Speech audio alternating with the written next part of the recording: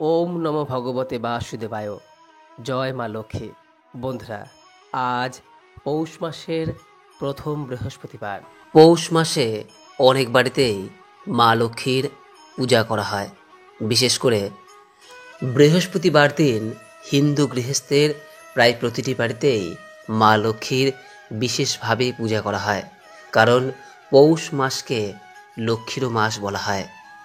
বন্ধুরা, অনেকেই হয়তো আজকের দিনে বাড়িতে মা লক্ষ্মীর পূজা করছেন। বন্ধুরা, পৌষ মাসে যদি মা লক্ষ্মীর পূজা করে থাকেন, তাহলে মা লক্ষ্মীর সঙ্গে সঙ্গে আরও 3টি নৈবেদ্য নিবেদন করতে হয়। আর এই 3টি নৈবেদ্য ভগবান শ্রীবিষ্ণু, কুবের দেবতা এবং ইন্দ্রদেবের উদ্দেশ্যে আপনার সাধ্য ও সামর্থ্য অনুযায়ী কিছু নৈবেদ্য নিবেদন করতে হয়। নিদেন পক্ষে একটি বাতাসাও এই 4 জনের উদ্দেশ্যে আজকের দিনে নিবেদন করবেন। পৌষ মাসে বৃহস্পতিবারে মা লক্ষ্মীর পূজার সময় ঘট, গঙ্গাজল, আমের ডাল, ডাব, সিঁদুর, পান, সুপারি, আতপ চাল, সামান্য মিষ্টি ও ফল নিবেদন করতে হয়। যদি কোনো উপকরণ সংগ্রহ করতে না পারেন, সেক্ষেত্রে মায়ের কাছে ক্ষমা চেয়ে উক্ত উপকরণটি পূজার সময় নাম নিয়ে মনে মনে মায়ের উদ্দেশ্যে নিবেদন করলেও হবে।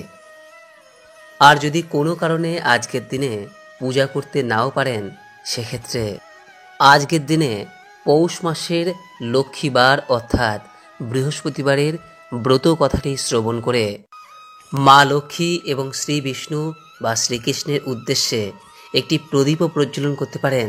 তাতেও আজকের ব্রতের পুণ্য ফল অনেকাংশে লাভ করা যায়।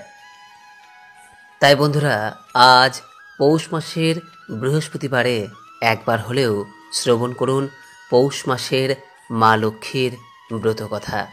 আশা করি দর্শক বন্ধুরা, এই ব্রত কথাটি শ্রবণ করে আপনাদের ভালো লাগবে। শুরু করছি পৌষ মাসের বৃহস্পতিবারের মা লক্ষ্মীর ব্রত কথা। ওম বিশ্বরূপস্য ভার্যাস্যি পদ্মে পদ্মালয়ে শুভে সর্বতোপাহি মাং দেবী মহালক্ষ্মী নমস্তুতে। ওম শ্রী বিষ্ণু, ওম শ্রী বিষ্ণু, ওম শ্রী বিষ্ণু।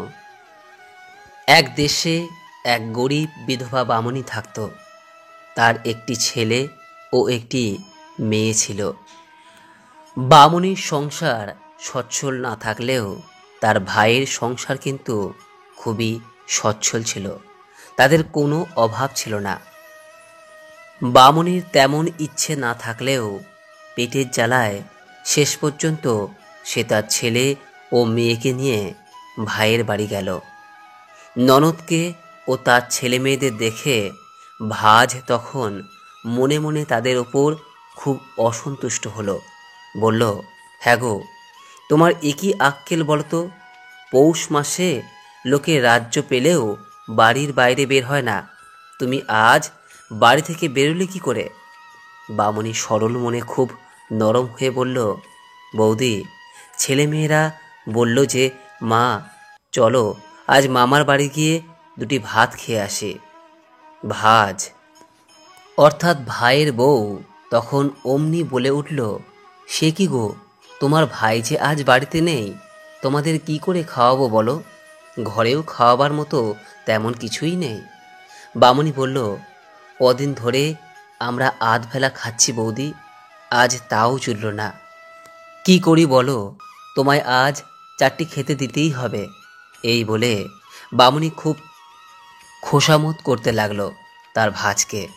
তখন তার ভাজ দুটি খুদ দিয়ে বলল, এই নাও ভাই, এই খুদ দিয়েই যা হোক করে চালাও। বামুনি তখন দেখল যে ভাইয়ের রান্নাঘরের চালে বেশ লাউ হয়েছে। সে তখন খাবার জন্য 2-4টি লাউ পাতা চাইল। ভাজ তখন বলল, খেপেছ? ওই পাতা দিলে তোমার ভাই এসে আমায় আস্ত রাখবে ভাবছ? মোটেই নয়, ও পাতা আমি দিতে পারবো না। বামুনি তখনই ছেলে আর মেয়েকে নিয়ে ফিরে যাচ্ছিল। ভাস তখন বললে, চলেই না হয় যাচ্ছ, তখন আমার মাথায় 2টো পাকা চুল তুলে দিয়ে যাও না দিদি। বামুনি বলল, সে কি বৌদি, আজকে তো লক্ষ্মীবার, লক্ষ্মীবারে কি চুল তুলতে আছে? ভাজ তখন বলল, লক্ষ্মীবারে চুল তুলতে নেই নাকি? আর আমি যে লক্ষ্মীবারে তোমাদের খুদ দিলুম, দিয়ে যাও সব খুদ। এই কথা বলে ভাজ সমস্ত খুদ কেড়ে নিল। বামুনি তখন খুদগুলো খেতে পেল না দেখে ছেলে ও মেয়ের হাত ধরে কাঁদতে কাঁদতে ভাজের বাড়ি থেকে বেরিয়ে গেল। বাইরে বেরিয়ে বামুনি প্রতিজ্ঞা করল যে আজ শুক্লপক্ষের বৃহস্পতিবার, লক্ষ্মীবার, মা লক্ষ্মীর নাম করে রাস্তায় যা কুড়িয়ে পাবো তাই রান্না করে ছেলে মেয়েদের খাওয়াবো।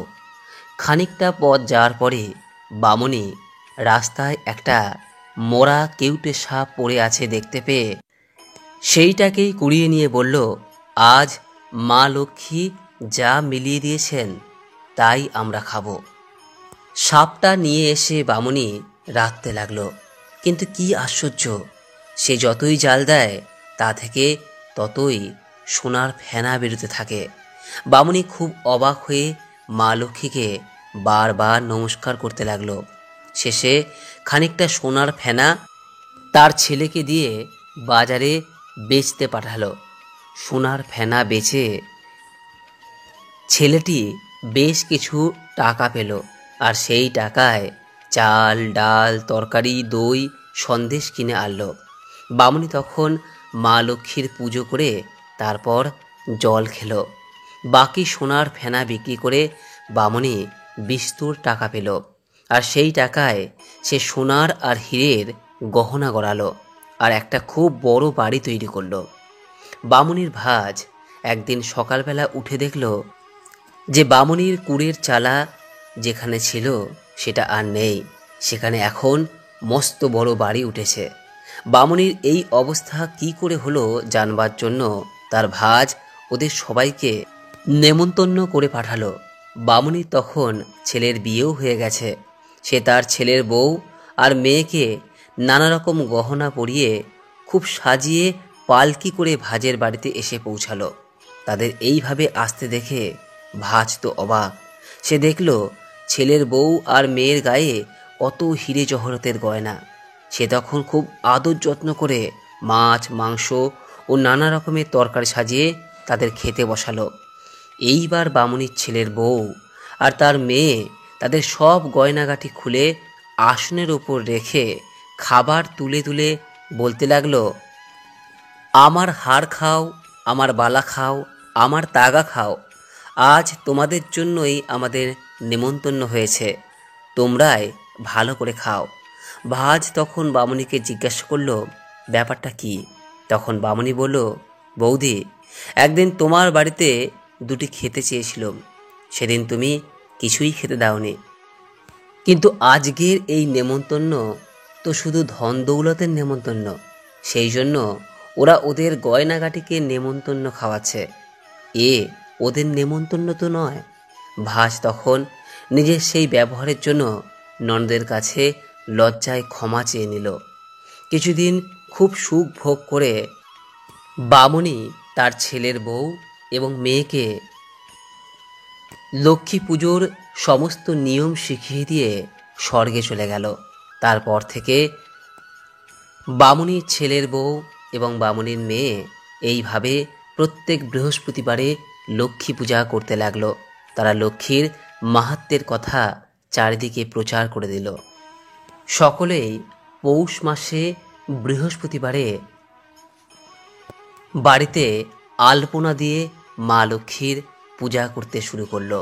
পৌষ মাসে মা লক্ষ্মীর পূজা করলে ঘরে কখনো অভাব থাকে না, যশ, মান, প্রতিপত্তি বৃদ্ধি পায়।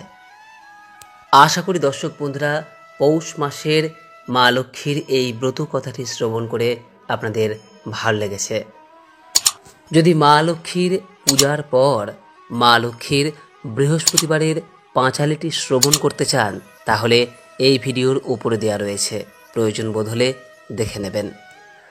আজকের এই ব্রত কথাটি যদি আপনার ভালো লেগে থাকে তাহলে অনুগ্রহ করে লাইক করবেন, পারলে শেয়ার করবেন। সকলেই ভালো থাকুন, সুস্থ থাকুন মা লক্ষ্মীর কৃপায়। আপনার ও আপনার পরিবারের সুখ সমৃদ্ধিতে ভরে উঠুক এই কামনা করে আজকের মতো ভিডিওটি এখানে শেষ করলাম। নমস্কার, ধন্যবাদ। ঈশ্বর আপনার মঙ্গল করুক। জয় মা লক্ষ্মী।